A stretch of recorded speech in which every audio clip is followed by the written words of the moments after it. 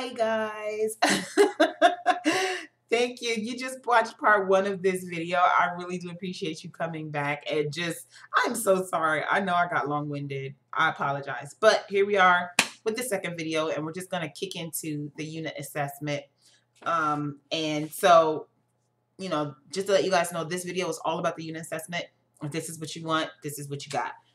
The way I do my unit assessment is not the same way that everyone may do theirs. I prepare for every single class.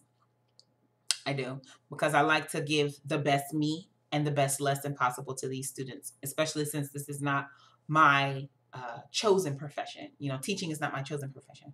My chosen profession is counseling, life coaching, social work, that type of thing. But this is what I'm doing as a stay-at-home mom. So one of the ways that I help myself, to help the student is to prepare, and to make sure that I practice my lessons. And if I have it written down, when I have the next student who has a lesson or the next student who has the same assessment, I've already gotten a formula down, and I can tweak it and move it and make it the way that I know it needs to be made to get the best learning experience out of this as possible. So here's what I do, guys. And this is the unit assessment. Now, if you are familiar with VIPkid, guys, I am not showing you slides. I am not showing you any of the VIPkid direct information. What I am showing you is my version of doing a unit assessment and how I do it, okay? This has nothing to do with the teaching material that VIPkid gives. This has everything to do with the way that teacher TR processes and learns, okay, in order to teach. So here we have a unit assessment, and you receive all of this information from the slides when you get ready to teach it. So you can access those slides as soon as the class is booked in your schedule. As soon as the class is booked, you can go ahead and access all the material to teach. The way you teach it, the props you use and all of that, that's you. And so this is why I'm teaching it and giving you guys this little insight. So what I do is I write it out. I write the actual lesson that it is. So this is a master class level 2, unit 1, learning cycle 1, lesson 6. And if you're VIPkid, like I said, you will understand all that. But if you're not, it just means that it's not a trial student. It's not a free class. It's an actual paid class, and this is a level 2 student, so they're in a certain range, and these are the things that they can understand, and these are the things that they cannot. And a unit assessment is actually kind of like a quiz of, within a unit there are 12 courses, there are 12 lessons. 2 of them are unit assessments, so 6 and 12. And what you're doing is you're basically gauging the student's understanding from lesson 1 all the way through lesson 5. Okay. And this is kind of like in a game format, so it's actually very fun for me. I love doing unit assessments. All right, so back to it. What I do is, I highlight in red that this is a unit assessment, and I have them all together in my binder. I'll show you my binder in a minute. 45 is the number of slides. Yes, guys, a unit assessment has 45 slides. However, a lot of these slides are nothing more than, telling the student, this is level 5, this is level 3, this is level 1, and then you just go past that. That's like 5 seconds, not even. Okay, so don't be frightened or freaked. It's very easy. You still have 25 to 30 minutes to teach the lesson, but you only need that amount of time for the amount of content slides versus the amount of filler slides, I guess.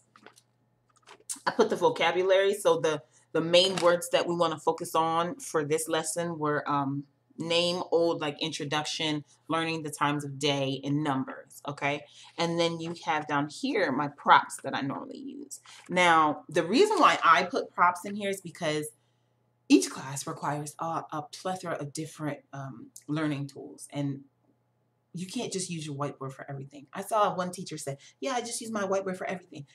And, that's all I have. I don't really have anything. That doesn't make any sense, because each student learns differently. So you're always going to need a certain amount of props. You can't teach each lesson the same way, because all students don't learn the same way. So you need some props, guys.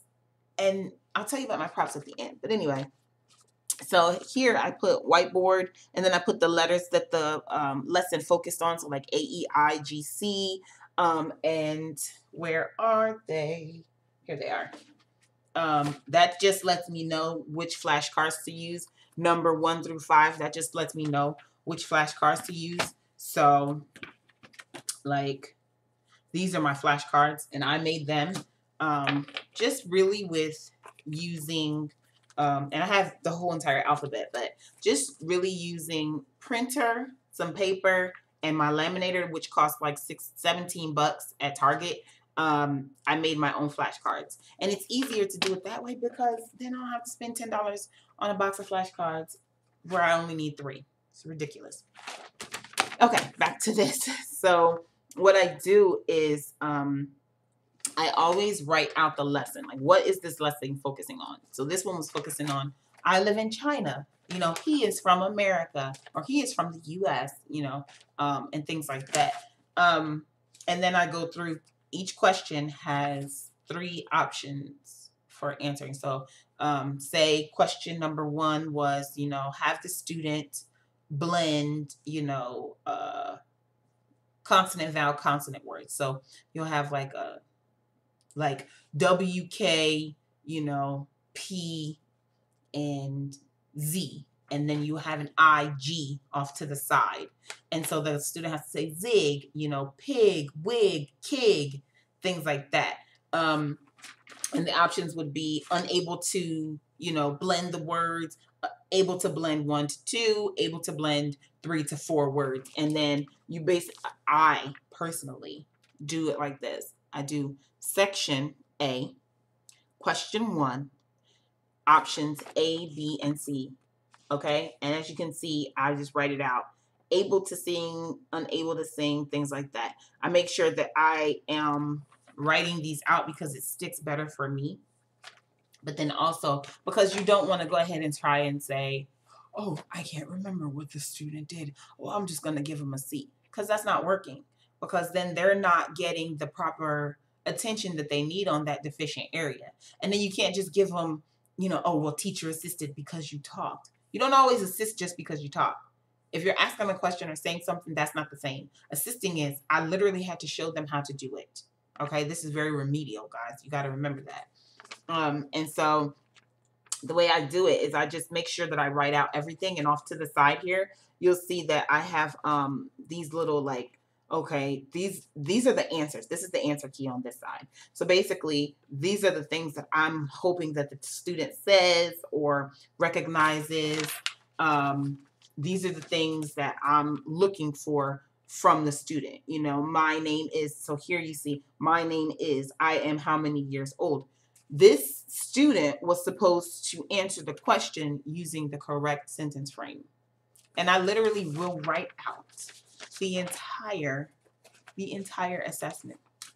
I write it out, I stick it on paper, and then that helps me to know, okay, which one of my flashcards do I need for this guy? Which one of my flashcards do I need for this slide? You know, when teaching this slide, what props do I need? I always bring my whiteboard. I actually used it today too in an assessment, which I rarely ever do. So I was very surprised, and the student still didn't understand it. I was trying to teach him how to circle the numbers. So I wrote the number, and I was like, circle, circle. So you see there's like 5 circle marks. He still didn't get it. Hey, where's my letters? Oh, they fell off. And then the other side is a chalkboard, and I usually use this for like keeping score, like tally marks and stuff. I have chalk and dry erase markers. And then the last, so this will be sitting in front of me under my keyboard so that I can just kind of glance at it here and there to make sure that I'm on the right track and I'm teaching the lesson properly. And then I will go in, and so this was Jason at 7 a.m. I had this little guy this morning, and I look at the lesson. How many questions do we have? We've got 18 questions. Okay. And then I mark it. So each letter, A, B, and C, comes with a different amount of points. A is normally 0 because they couldn't do it. B is normally 1 because they could do it, but they needed some help. And C is normally 2 points because they did it independently without any assistance and they did it correctly. And so when I do these, I don't have to tally up any marks or anything. You just go in and you, oop, put in your little bubbles. So once this part is complete, once you're done with the entire lesson, and you've gotten all this information, and you see it says reading X because my student could not read. He just was like, I don't know what you're talking about, teacher. So I'm cringing to think that the parent's gonna like give me a bad review because their student didn't do good in an assessment. I'm very honest with these assessments. I don't care, because at the end of the day, if I'm not honest, then your student is gonna not receive the best education that they could, the best English language skills. They're not gonna be able to work on their pronunciation because they don't know that they're doing it wrong. And that's the whole point of VIPkid. But once I put this in, I normally go ahead and just put like a little bit of information down here, like the student did really well reading, or, reading is a check mark, or reading is a star, means they're great. Check mark is good, like they can do it and comprehend it. And X is like they don't know what they're doing with the reading, grammar. And as the levels go up, obviously the challenge becomes harder, or so the student is marked a little bit differently. Could they pronounce the words? Yes, they can pronounce the words. Did they understand what they were pronouncing? Not really. So that needs work, and that's why I do it. And then I put it in my VIPkid binder. I have a little orange binder, and in said binder, I actually have, so these are like upcoming lessons and UAs. I normally just put these back here in this section. And then in the morning when I come to do class, I just open this up to this first section and I know everything is there. And then this is just the other lessons, regular lessons. And then these are my assessments in the back. So everything is marked like this: completed lessons, UA, unit assessments. And my unit assessments are in the back, and they are organized by the lesson number. So this is lesson 2, unit 10, and then there'll be a lesson 2, unit 10, or lesson 2, unit 11, lesson 2, unit 12, things like that. That's how it goes. And I just stick them in here, and then the next time I have that same particular class, because all the students have to go through the lessons, so when they go through the lesson plans, I can just go back to my binder, pull this guy out, and say, oh, I need, this, these props. This is what I'm teaching, and this is what I'm looking for. Every question is not the same. It does not score the same. It does not ask for the same information. Some questions want to know, did the student do it independently, or did they have assistance? Some questions want to know, even if they did it independently or had assistance, how many questions were they able to correctly answer? That's what they want to know. Some of them want to know, did they sing the song all the way through? Some of them want to know, was the student able to answer your question in the same way that you asked it? So, for example, using the same sentence framing is what they normally put. So you ask, what is your name? And there's to say, my name is John. They can't just go John. Or how many animals do you see? And if they just go 5, well, you assist them. I see 5 animals. And then they'll know when I'm asked a question, I should use that sentence frame to answer the question back. And then that way it just helps to get them more practice with their English, and then also helps them to be more thorough when talking. And that helps with conversation skills later on when they're 14, 15, 19 and in university. They can have a conversation versus those one-word answers that you normally see, non-English speakers use. And it just makes more for conversation. I love having conversations with the level 3s and 4s. They're amazing. I have one student who's she's a level 2. She's like a 4-year-old. She's in preschool. No, she's 5. I'm sorry, she's 5. She's been learning English since she was 3. And she's working on pronunciation so that her, English pronunciation is not Chinglish. And I don't mean to offend anybody, but you can have that little sound, and that's what they're trying to work with work on with VIPkid. She's amazing. I love her. When she comes, it lights me up. I'm like, yay, hello. Okay. Yeah, that's it, guys. So I just wanted to show you my assessment and how I do it. And, you know, I utilize everything that is at my disposal, props, reward systems if necessary, things like that. So if you have any questions, guys, go ahead and leave them down below. I'll get back to you. My referral code is down below. So see you later.